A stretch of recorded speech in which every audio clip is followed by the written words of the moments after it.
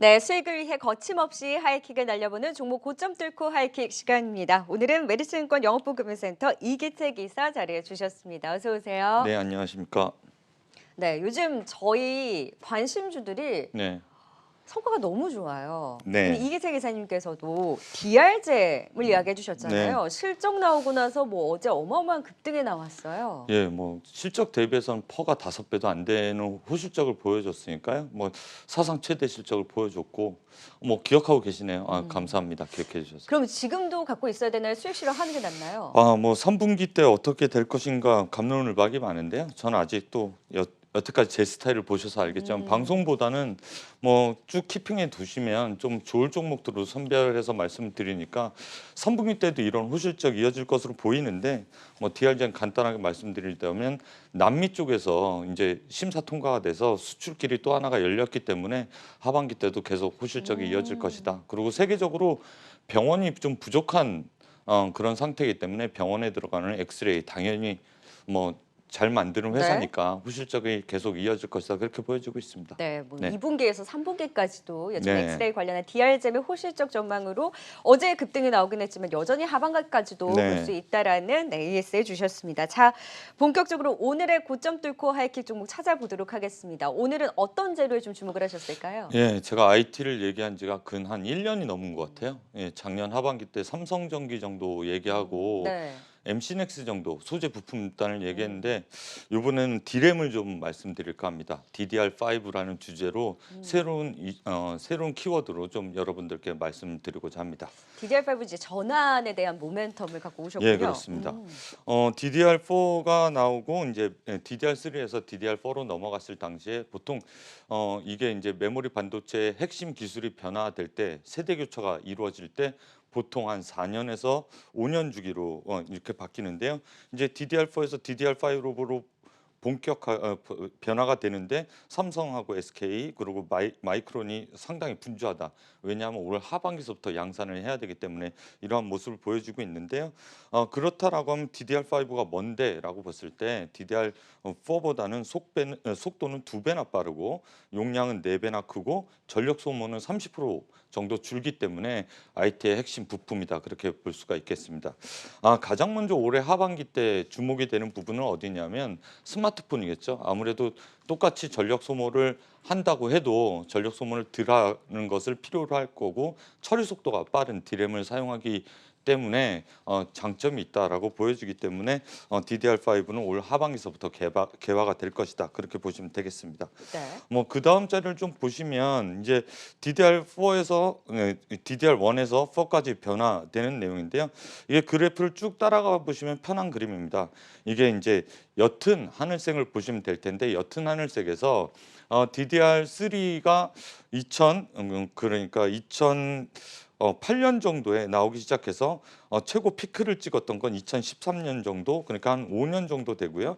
DDR4는 14년도에서 15년도로 넘어가다가 최근까지 시장 점유율을 회색 막대를 그렸다라고 보시면 되겠는데 좀 더 편안한 그림이 있습니다. 이거는 신한금융투자에서 나온 자료인데요. DDR3가 이런 큰 그림 옅은 회색 막대처럼 큰 그림을 그리고 넘어가고 그 다음에 회색 막대가 올라갔을 때 2015년 제일 끄트머리 자리에서 DDR5가 나오면 똑같은 그림을 그릴 것이다 예상할 수 있는 그림이 되겠습니다. 네.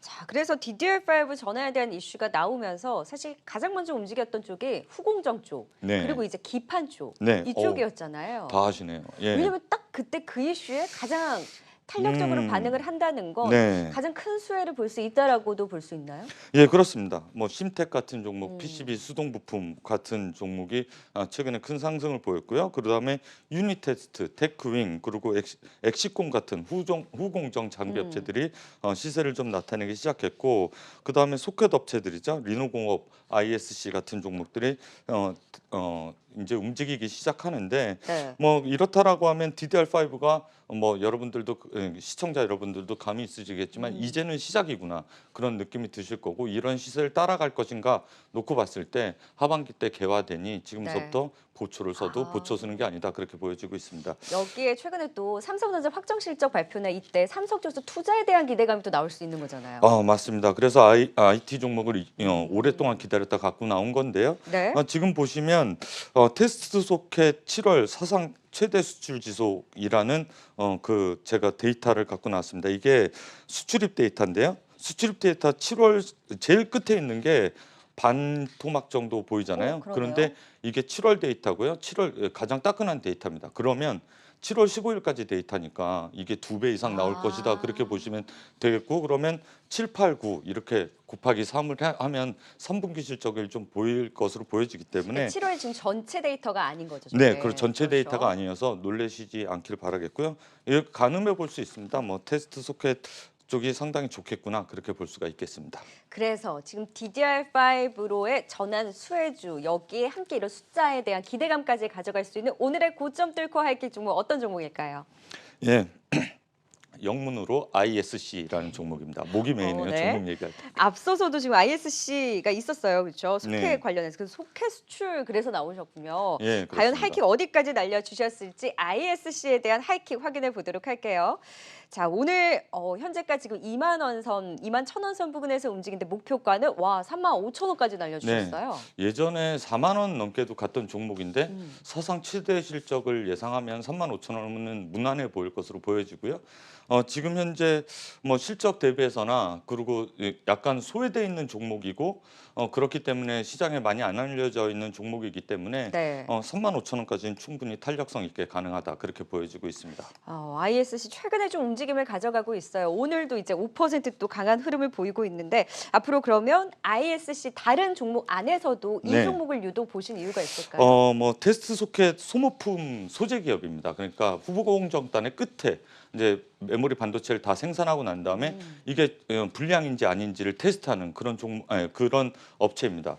그러면 불량인지 아닌지라고 하면 소모품이겠죠. 그러면 이 소모품은 한 번 채택되면 DDR5가 끝날 때까지 계속 사용해야 되고요. DDR5가 끝날 때까지 계속 버리면서 재사용이 되기 때문에 그 장비 업체보단 소재 업체 단에서 이익 개선세가 뚜렷해질 것으로 보여지고요. 네. DDR5가 된다라고 하면 처음에 단가이나 압력 그런 것들이 없겠죠. 사실 수율이 잡힐 때까지는 그런 마진율, 고마진율은 계속해서 기고할 것으로 보여지고 무엇보다 이제 비메모리 쪽, 그러니까 메모리보다는 비메모리 쪽에서 상당히 보릿고개를 넘고 있는 상황 쪽에 다시 D램 쪽에서 추를 옮겨가는 그런 모습을 좀 보여주고 있기 때문에 하반기 때 DDR5 전환에 대한 수혜가 좀 있을 것으로 보여지고 그리고 베트남 공장으로 이설을 했어요. 거기에서는 이제 저가 제품을 좀 만드는데 거기에서 인건비라든가 그런 것 때문에 BP를 넘기는 그런 구조까지 봤을 땐 ISC가 상당히 지금 다른 업체에 대비해서는 저평가 구간이다, 그렇게 볼 수가 있겠습니다. 네. 19년도에 부진했습니다. 877억인데 적자는 아니었어요. 매출이 877인데 영업이익 한 20%, 20억 정도 났거든요. 그런데 올해는 1250억 정도 매출할 것으로 보이는데 280억 정도 영업이익이 날 것으로 보여요. 성장률로 봤을 땐 1,400% 정도 성장률을 보일 것으로 보여지고, 예전에 한번 이 업체가 이제 2014년도에 DDR3에서 4로 전환됐을 때 주가의 모습을 보면 좀 참고가 될 것 같아서 네. 주가 흐름을 좀 갖고 나왔는데 10,000원대에서부터 40,000원대까지 4배 정도 올라갔거든요. 단 1년 만에.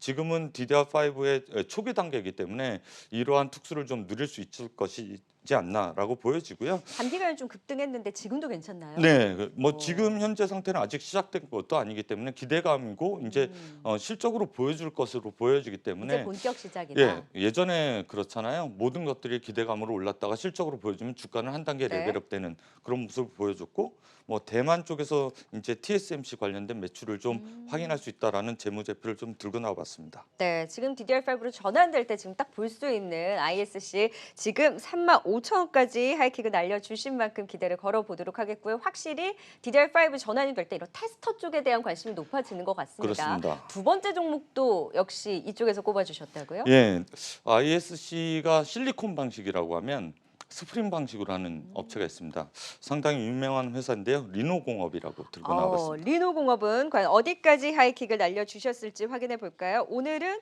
오늘도 6%또 뛰고 있습니다. 12만 3천 원 선 부근에서 움직이고 있는 리노공업 15만 원 선까지 하이킥을 날려주셨어요. 15만 원 간 적이 있나요? 없습니다. 와, 지금도 가지 않은 신고가예요. 게. 예. 그러니까요. 네. 쭉쭉 올라가는 리노공업은 15만 원까지 거침없이 하이킥을 날려주셨어요. 네. 뭐 리노공업은 너무나 유명한 종목이어서 리포트도 많이 나왔습니다. 맞아요. 시장에 많이 알려진 종목이고요. 비수기가 없이 계속해서 사상 최대 실적을 보여주고 있습니다. 리노공업 주가 역시 DDR3에서 DDR4로 전환 시기에 주가 상승 추이를 좀 갖고 나와봤는데요. 2만 1,000원서부터 5만 4천원까지 약 한 2배 이상 240% 정도 올랐던 시기가 있습니다. 리노공업은 지금 현재도 신고가인데 그때 5만 4천원대 이때 고점 아닌가라고 했는데 벌써 12만 원까지 왔거든요. 이처럼 리노공업은 계속해서 전년 와. 동기 대비 역성장한 적이 한 번도 없고요. 실적을 시장에서 생각하는 거 그 이상으로 나타냈던 종목이기 때문에 오늘도 역시 6%대 상승을 좀 보여주는 것이 아닌가 보여지고요. 이거는 관세청 수출 통계 데이터입니다. 리노공업이 관세청에서 어느 정도 수출 통계를 갖고 왔느냐라고 봤을 때 지금 보시다시피 2분기 때 사상 최대 실적을 예상할 수 있는 통계 데이터입니다.